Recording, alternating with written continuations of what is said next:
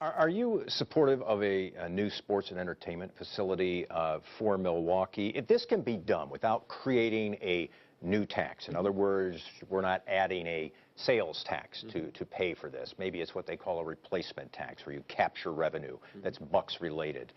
Are you okay with that? If that comes before you at the legislature as part of a budget?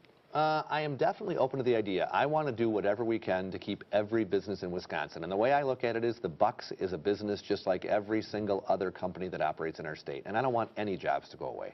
I know that if the Bucks would leave, the revenue would follow them, so there'd be a revenue loss to the state. So there's definitely a financial incentive and just having a good team like that in Milwaukee incentive to say we want to have the best amenities we can in southeastern Wisconsin. So I'd love to find a solution.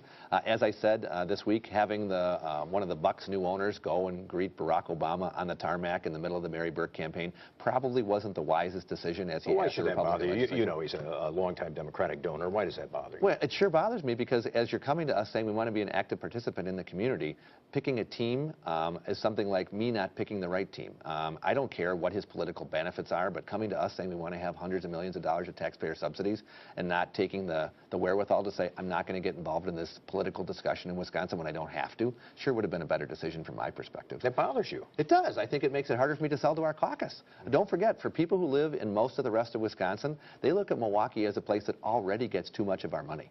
And now what you're doing is making an even more difficult decision happen for a lot of folks around the state. So they've got to be a lot smarter with their technique. I mean, I want to bring those jobs and keep them in Wisconsin, but having us give hundreds of millions of dollars to big-time donors who give to Democrats, but also have billions of dollars of their own, that's a hard sell. So I don't think they need to do anything that makes my job more difficult.